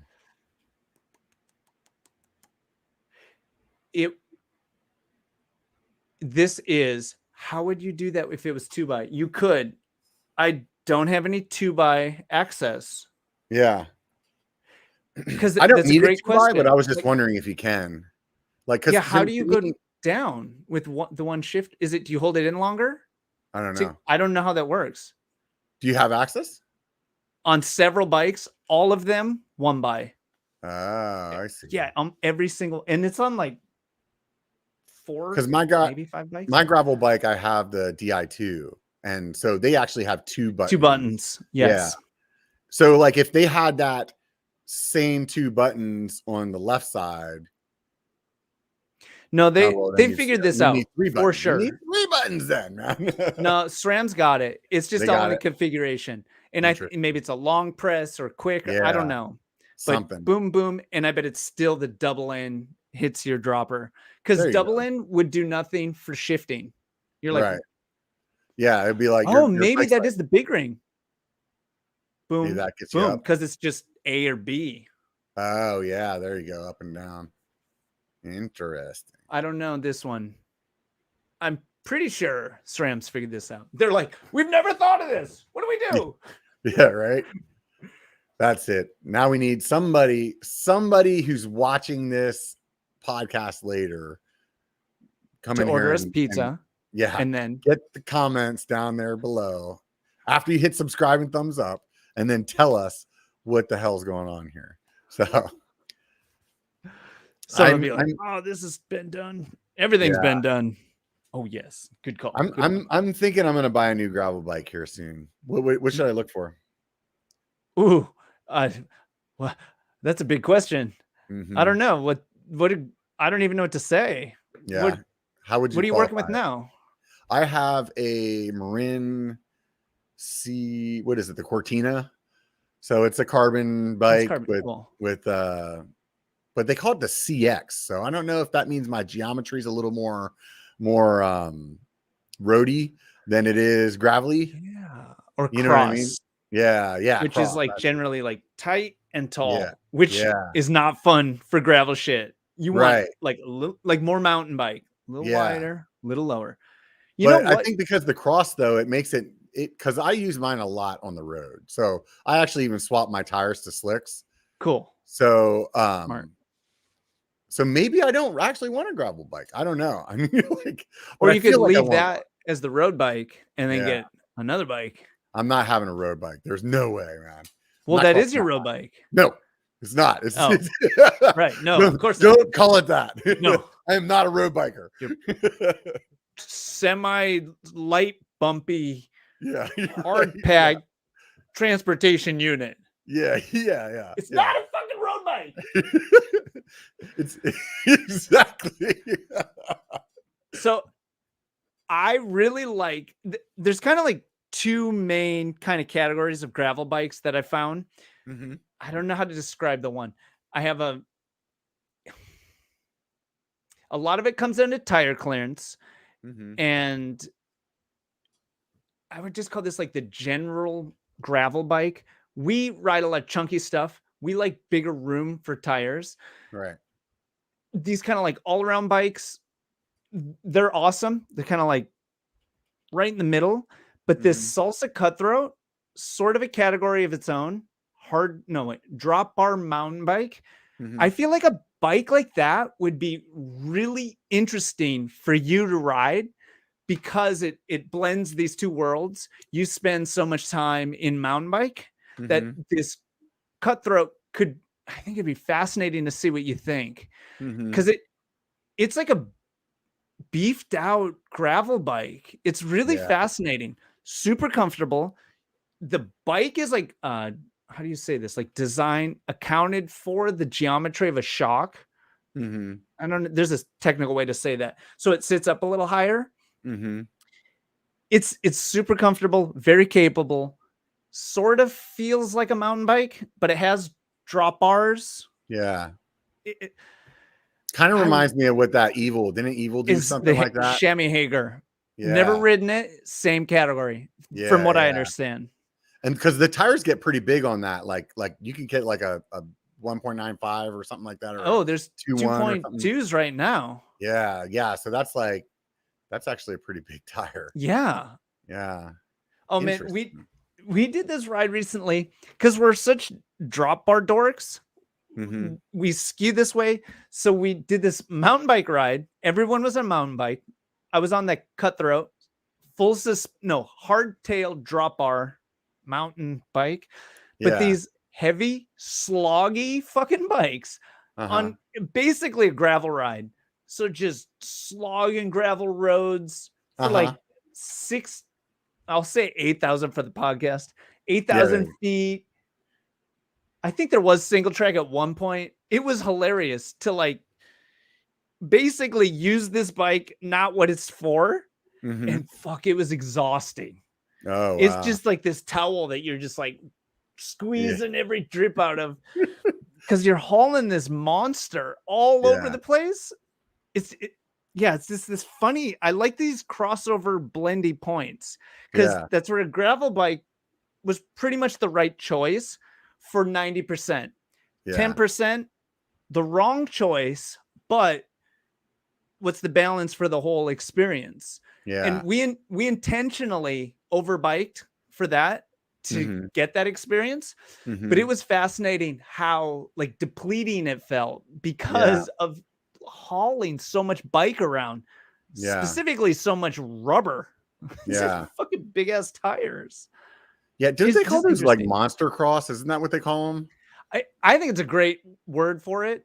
I feel like monster cross was like kind of what people called gravel bikes before they called them gravel bikes, because it was road, cross, and then gravel started to come into vernacular. It's like monster gravel. It's this funny edge of like it's like a new marketing term. It's kind of like down country and mountain bikes. They're like, oh yeah, down country. Yes. You're like, you just nod and you're like, yeah, down country, man. Totally. We need one of those too. Right? I need more walls. I need a bigger garage just so I can fit more bikes in here. Or like a fucking Skillshare class on how to organize all of them. Right. Yeah. Put them all. So I saw your video that you guys took the old tall boy versus the new tall boy out. I watched that the other day. That was really entertaining. Yeah, I'm really curious of your take on that because you are actually a mountain biker. I am not the person who made the video. So I have this outsider perspective is like, because I didn't know the difference. Like, what is it? Like, why? I don't know. Did you know that was the difference before you saw that video? And were you aware that that's how geometries went? That they just like went slacker and more comfortable. And I mean, of course. I mean, like when you said the old one, like I immediately knew what that guy was in for. Like just because that is a bike that he still rides. And you can. I mean, exactly. There's a lot of like, it's like I was joking around earlier. I literally read a story about back in the day, a guy that rode a penny farthing. Actually, it was over the Sierra Nevadas, but it was like back when there was like not really roads and trails and shit when he did it, like, you know, like late 1800s, like early 1900s, some shit like that. So like you can do it, you know, but like, do you want to? Right. There's a big difference, man. And I'm sure you probably noticed this even in your gravel bikes. When people will ask me sometimes like, oh man, I can get this badass Santa Cruz from 2012, or like maybe I could get this like low model new one. I'm like, get the new one. And they're like, why? I'm like, you don't understand how much the geometry has changed. They're like, geometry? I'm not here for a math class. I want a bike, you know? And I'm like, no, I'm telling you, like, even some of my friends, I have a friend that's a damn good rider, like really good, better than me rider. And when I first met him, he had a bike that was like 4 or 5 years old, maybe 4 years old. And I was telling him, like, I was like, dude, you need a new bike. And he just didn't want to hear it. He was like, no, man, this thing's good. Like, I'm like, yeah, dude, I mean, granted, you're still kicking my ass up and down the hill, but I'm telling you that bike is holding you back. Right. And his bike got stolen and he got a new bike. And he was like, oh my God, dude, you weren't lying. Like, it is so different. And it's only a couple of years. It's that's intense. It's pretty crazy. I would imagine, but like you probably noticed this with gravel too. Like if you were to go grab an old gravel bike, like a if you got on my bike, my gravel bike, you'd probably be like, oh man, yeah, this needs to change. Like. I think the biggest thing with gravel bikes, it's not so much geometry. Yeah. This is so dumb. It's just more room for rubber. Yeah. Honestly, like that's it. There's geometrical changes, but I'm too dumb to know what they are. Yeah, yeah. And I hop on all these different bikes and they don't feel dramatically different aside from that Cutthroat. That bike is different. Yeah. But the more rubber, because that more rubber opens like everything. And it's totally this like backwards engineered, that's the wrong word, but backwards thinking like early mountain bike stuff, like bigger tires. And like, what about a suspension? Like, it's really funny because a lot of things the gravel segment's going through, people say this all the time too, is kind of what mountain bike went through more than 12 years, like many years ago. Yeah. When was the first suspension fork for mountain bike?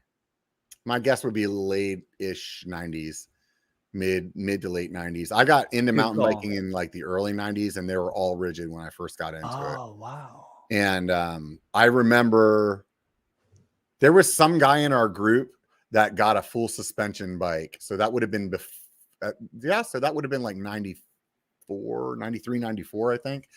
And he paid like, I want to say it was like $3,000 for this bike. And that, to everybody that mountain bike back then was like that. He like basically went out and bought a Lamborghini. Right. Like the top of the line Giant at that time was like $1,000, and somehow Cannondale came out with this full suspension bike and everybody was like, $3,000, you could buy a car, like, right. Like how people are about e-bikes now and motorcycles. Like, it's like, so,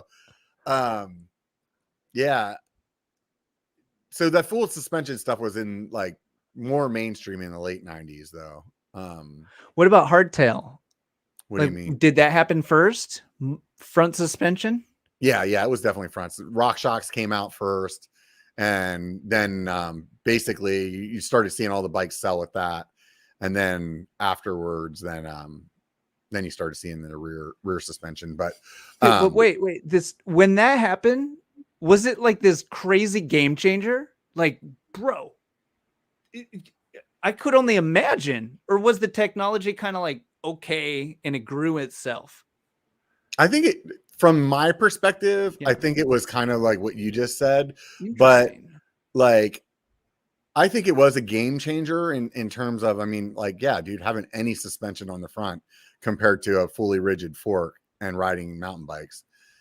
The other thing though, that I always kind of, somebody said Manitou was first in 1990. Yeah. Thanks for boost. Yeah. But the other thing that I have to remind myself is, regardless of how chunky I thought the trails were that I was riding back then, they definitely were nothing like the shit that we ride today. Like, right. Cause more capable. Yeah. The bikes definitely have like, there's stuff that I ride right now. Like I did this video. It doesn't matter where it was. Anyways, like, we come down this like crazy granite rocks, blah, blah, and I'm like, man, that was intense. And my buddy's like, look up the hill, and you just turn and all you see is boulders.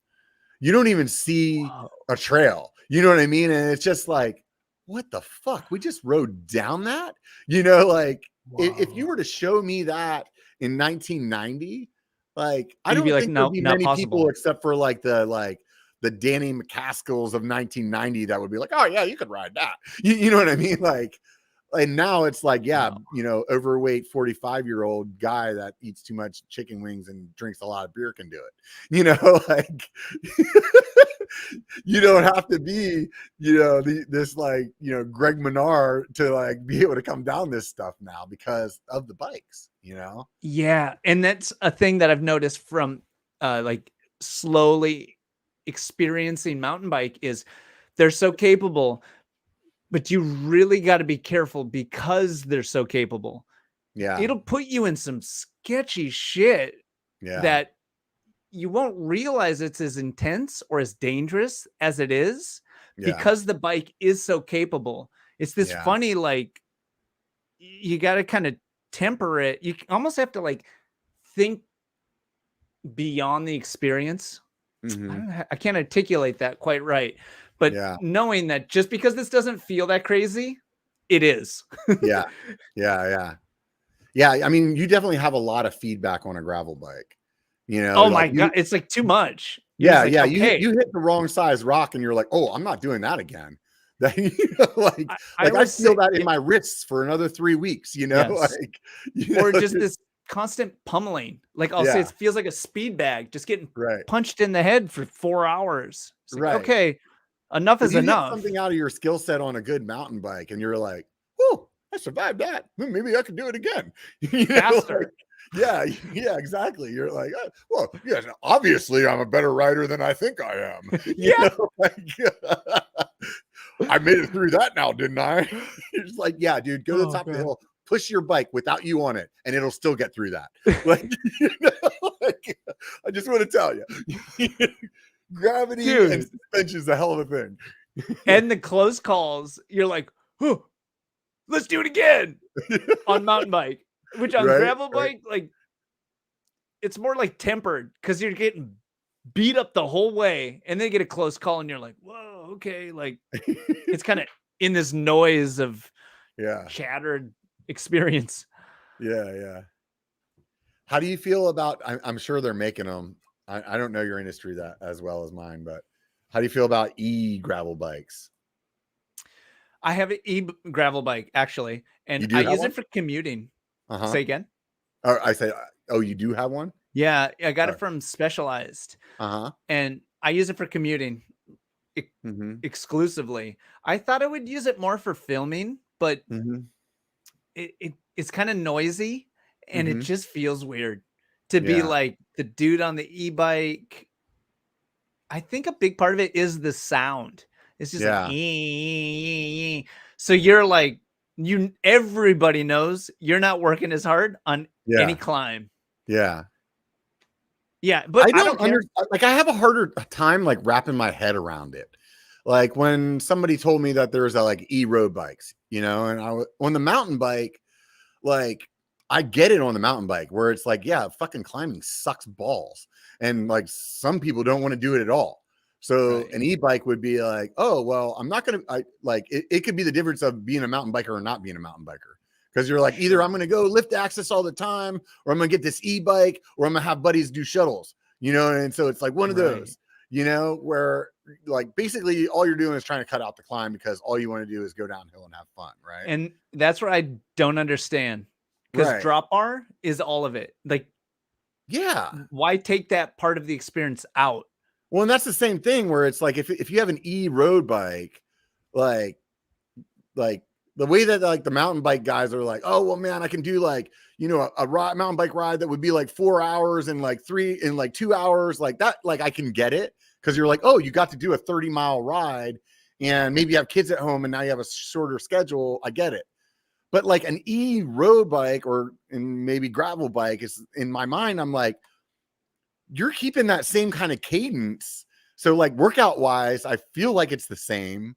Like, and if you're going more mileage, like I don't. It's exactly the same, like how the experience would be. Yeah. You just can go further, longer in less time. Yeah. But the exertion is pretty much the same. Yeah, so it's exactly what you just described for mountain bike is how someone would use it for road. And often I've noticed is for people that are just like a little older. They're like, well, like, harder to get up the hill. It's harder or I can keep up with my buddies. Yeah, there you go. Like I can still ride with those 30-year-olds. I just don't, but I'm 70 now. Yep. Yeah, that makes sense. On real rides, not for me at this point. I don't have anything against them. Yeah, but for commuting, dude, why would you do anything else? It is awesome. Yeah, because commuting, like, like, no one needs to savor that. Right. Yeah, they're fucking great. You just like, so you're less sweaty. It's faster. It feels awesome. Like, maybe you go on an actual ride, but then you got to go run an errand. You just be like, fuck, I'm tired. You're like, whatever. E-bike. Yeah, right. E-bike. It's awesome. Yeah. Somebody was telling me that, the guy that does my tattoos, he was telling me about like one of his friends has a road bike that the motor and the battery is all one piece. And you take the motor and the battery out and then you put like a blank in and it's an analog bike. And if you want to be e-bike, you pop that piece back in and it's like, boom, e-bike. So interesting. Yeah. I thought it was really interesting. And when he explained that, I was like, man, I could see like mountain biking get that way. I really think that the difference between an E and an analog is not going to be forever. Like they're going to be the same bike soon. And maybe eventually you can buy it just analog because you don't want to pay for the motor. Cool. But you can get it later. You know what I mean? But like, why would they continue to build two different bikes if they really don't need to? You know what I mean? I think that's a cool future vision. Yeah. I think that does make sense because technology inherently gets lighter and smaller. Right. It's just what happens. Yeah. Cool. Yeah. I mean, realistically, I mean, all they need to do is like, and I'm sure there's some smart dudes out there. I'm sure it's not that hard to like make this battery and this motor pop in and like work with the analog side. You know what I mean? So maybe it's a little fraction of a little bit heavier, but it's not, it's going to be minuscule, you know? The batteries though, I just like batteries don't last forever. Yeah. No, definitely. I mean, I'm sure like that stuff, like that could take some time to get to, but ultimately, you know, trying to get somebody to go out and buy let's just say like if you got an entry level mountain bike that was decent, you're probably at least about $3,000, you know, without going like bottom of the line. And like is that mid or like just below mid? That's probably just below mid. I would say if I was going to say mid is like $5,000 to $6,000. That's a cool reference. Yeah. But like if you get a good, like you can get a $2,500 mountain bike that's full suspension. They've cut some corners. You know what I mean? Usually if you're in between two, if you're right around 3,000, you're probably getting a pretty decent bike. And you know what I mean? Like, why would you say full suspension? If you had $3,000, why not go hardtail and just kind of get like a little bit better what you're looking for? You know, it really depends on what you're looking for. Or like ultimately terrain. Yeah, and also like it's skill set too, because like I can ride. When I had my hardtail, I rode it on every freaking trail that I ride my full suspension bike on. Right. But I've been riding bikes for a long time. Like if I gave that same bike to my wife, she'd be like dead in the first 30 seconds. And like, you know what I mean? Like, you know, it's not the same. Yeah. Like, so I think, you know, depending on what your skill set is, yeah, you could ride a hardtail, but a hardtail, even if it has a big front fork on it, is not going to like make up for some of your mistakes that a full suspension bike would. Okay. You know? So this is good though. So people I've heard will say one should learn or have the hardtail to learn how to ride the bike. Yeah. And then get the suspension, because I don't know what that mentality is, but I've heard this is like, oh, you get a full suspension, you don't have to learn how to ride a bike. You're like, yeah. Okay. How about you just learn how to ride a full suspension bike? Like, right. I think that I think that there's it's one of those things that there's some truth in that, but like, it's also maybe some part, like people are like, well, that's how I did it. So it's better. That's what it feels like. Some of it is just like, yeah, I mean, yeah, it's obvious. I mean, if you don't have any suspension, you're going to learn to be like how to finesse that bike better, how to pick better lines. It's just like saying you should use flat pedals before you use clips. You know, like, yeah, you're going to learn how to bunny hop better than you would if you had clips, because with the clips, you're maybe not going to use the right form because you can cheat it, you know? Right. Unless at the end of they pop out. Yeah, but at the end of the day, man, like I don't really fall in that camp of like, you should do this. I feel like you should go do whatever's going to make you get outside and ride the bike. Yeah. You know, like that's what you should do. Right. And if that means you buy a Walmart bike until you learn that Walmart bike's going to fall apart, then do it. If that means like you buy a full suspension bike, then do it. If whatever that means, like just I feel like there shouldn't be any like judgment or like preconceived notion of how you can get into cycling. You know what I mean? I agree. Like my channel's slogan is, it only takes a bike to be a biker. Get out and be one. Like that's the truth, man. Yes. Like that's the bottom line. I've been severely impressed or severely embarrassed of my own riding skill by somebody that showed up with a clapped out 20-year-old bike, wearing jeans, fatter than I am, and then just kicked my ass all day long. You know what I mean? So like, it doesn't necessarily mean that the way that somebody looks or what they ride or any of that, like it doesn't really equate to whether or not you can go have fun doing this sport, Yeah, totally. The sooner that you learn that, the better off you are, right? Yeah. I do think that for people when they start like super new, it's just so overwhelming. Like, where the hell do you start? Right. And like you said, it's so situation dependent. Yeah. What are you riding? What have you ridden? Budget. Yeah. All these things. Yeah. When pretty people ask overwhelming. me what bike they should buy, I always say whatever you can afford. Like really, like whatever you can afford. And then would you say, I would like almost caveat, like whatever you can afford, but like the top of that afford. Yeah. If you can possibly afford not going to Walmart and going to an actual bike shop, start there.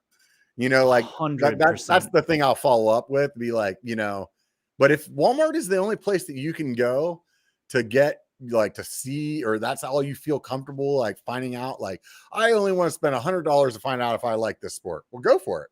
I mean, that $100 might actually get you to not like the sport because how bad that bike is, but right. That's what I was going to say. Kind of maybe rent. Yeah. Right. Exactly. So, because if you rent some dope shit, you'd be like, this is amazing. Right. And then you'd be like, oh, I can only afford like, it's like the reverse. Right. Yeah. Yeah. So, I mean, whatever. Like, I just think that like, we really shouldn't. People should just like, how do I say this? Like, I even get the same problem with all these trail advocacy groups. I can't say that word either. Basically, we should have as little to no resistance at all for people wanting to go outside and do things outside, because like it's hard enough to get people to do that now. So like any like pretentious attitude or like this trail is only for horses or, like you shouldn't have e-bikes. Like, I don't give a fuck, man. Like this percentage of people going outside is so small. It's ridiculous. We shouldn't be like trying to stop each other. Like, hey, the 3% of you guys that are actually going to come out here and do this shit, we only want 1.5% of you out here. Like, no, man, like, come on. Like, seriously. I don't know. Maybe it's just my personal like way of thinking about things. You know what I'm saying? Yeah, no, I agree. Sorry, I was distracted by the chat.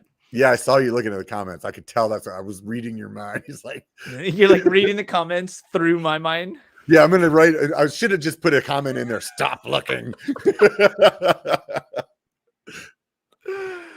That is pure gold. You should definitely do that in the future. Yeah, I'm gonna keep that one saved for next time. In your chest pocket. So do you do? Oh, go ahead. I want to hear yours. Right. Yep. Am I? I'm just fucking with you. Oh, do you like do any trail work? Is that part of your repertoire? I definitely do, and I for a long time, a very long time, was a guy that just rode the trails. I was the same guy that like would park a half mile up the road so I didn't have to pay for parking. You know what I mean? Like I was that guy for a long time. And I could give you I could sit here and make up a bunch of excuses why I didn't do trail work or why, you know what I mean? Like, oh, why I didn't pay for parking or whatever. But they're all excuses one way or another. And right now, where I'm at in my life, I have the time to do it. And so I'm definitely doing it. I tend to identify with the illegal trail building the best because I can do whatever I want. And but I definitely, like, just the other day, there's a major trail system by my house. The end of the downhill run, there's a bunch of star thistles. And when I'd come screaming through there, I'd hit all these star thistles. And for every, like, the last 5 rides on that trail, I'd get home and I'd be like pulling star thistles out of my knuckles. And like a day later, I'd have to like get the lady to help me pull one out, you know, and like, so I went up there and I freaking weed whacked them all for, you know, whatever, 150 yards of star thistle. And some people were riding by and being like, "Oh, dude, thanks for what you do." And I was joking with the people because realistically, the only reason I was doing that is because I'm fucking selfish. Like, I just didn't want to run into him anymore. It's fucking up my Strava times. I can't get a PR like that, you know.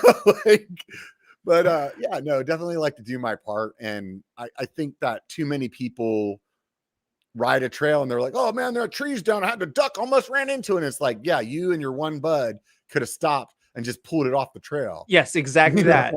Like I think that's the biggest thing is like, do just like the little thing. Yeah. You don't have to go out and like, I don't know if my internet died or you just I don't know what happened. He gone. Let's see. How about anybody in the comments? Do me a favor and say anything, because it could be my internet that just dropped. I don't know. Anyways, let's see. I'm not getting shit on there. I'm going to go ahead and just babble for a minute, make sure that my internet's working. And it appears that it is. All right. So it's not me. It's definitely Mr. Dustin Klein. All right. Thank you, guys. So while he figures out what's going on, what I think I'm going to go ahead and expand on is that, yes, do the small things, because ultimately, he's reading these comments again, because ultimately that's really, like, that little bit, it really does help, because so many people just ride by. You could just stop for, I can't tell you how many rides I've been on that me and one buddy or maybe 2 buddies, like, "Hey man, there's this tree laying over." Maybe the tree was too big that we couldn't actually like move it, but we could like break all the extra limbs off and make a space for somebody to be able, there he is, he's back. So we could go ahead and then make a space for somebody to be able to get over that log. So maybe you can't move the log itself, but you could stop and just break those couple of branches off, and boom, now you at least have made a pathway. And too many people just ride through and don't do anything. So I was trying to fill the void while you were gone. I wasn't sure if it was what was going on there at first, but you just froze. Looks like he froze again. Something's going on in the Dustin Klein house. But so that's basically that's that. So if you can do your part, definitely do your part. And if you have the time or the ability to go out and like join a group, that, like, here in the Sacramento area, we have something called Fat Track. They do dig days all the time at local parks and stuff like that. Go sign up for something like that and do it. Otherwise, if you just have some time to go out and do the trail known stuff, that, you know, sometimes trails pop up in some places, and well, if you do that, you do that. So just don't get caught. Anyways, I'm going to give Dustin a minute to come back, and if he doesn't, if his internet just doesn't want to do that, then we'll just go ahead and wrap it up and call it a day. Something's obviously going wrong on his end. I do appreciate all of you guys out there that have joined us for this podcast and been hanging out for the last 2 hours. It's been super fun. If you guys haven't hit subscribe and you're new to this channel, hit subscribe. Do me that favor, hit the thumbs up. If you would like to help out the channel, do me a favor, go to Patreon, sign up, man. It's as little as $1 a month. That will get you access to helping put beer in my fridge. No, but it'll also it's not the buck a month one is basically like a tip jar. That's the way I look at it. Like you buy a beer at the bar, you give the bartender a buck for pouring your beer. That's kind of like the dollar club. But the dollar thing on Patreon does give you access to any coupon codes that I got from maybe somebody that's been on the show. So it's a plus for that. Otherwise, the other tier, the $5 tier, you get some sticker pack, some extra bonus content. Maybe I'm going to do that over on YouTube as well, the bonus content thing, because I wasn't thinking about doing that before until I saw it on Dustin's page. So who knows? Maybe Dustin's over there just freaking out why his internet's going all funky and stuff. But I'm gonna give him just another minute, see if he comes back. He's probably rebooting, you know. So I also am planning on doing this with Patreon. I was inspired by MTB, or the Outsider MTB. He does monthly Patreon rides, and a lot of my subscribers are here in Northern California. And so I was thinking about doing some kind of monthly ride, and then also making more of an effort when I do go to other places to set up some kind of group ride in those other places. In the past, I've not been good about that. Like when I go to Sedona or Phoenix or Bend, haven't been like really good at like, hey, I'm going to be in town. Anybody want to ride with me? So I'm going to put a little bit more effort into that for sure. But if you're local and you want to be part of the Patreon rides that I'm going to start doing, then you got to be on Patreon. It's $1, like $12 a year. You could either save a poor innocent puppy, or you could help this channel stay alive and go to group rides. Anyways, I'm going to go ahead and make the assumption at this point that Dustin is not making it back. There's been a thermonuclear meltdown at his house. The internet is gone, or he just didn't pay his bill. Maybe he needs more people on YouTube memberships. So swing by Dustin's YouTube channel. The link is in Show More. You can go check him out over there. I really appreciate that he had the time to jump on with us today, and that his internet didn't shit out until the end of the podcast. So what the hell? It all worked out. One way or another, this is how things pan out in life, right? I want you guys to remember one thing. If there's one thing that you take from this whole episode, is that it only takes a bike to be a biker. So get out and be one.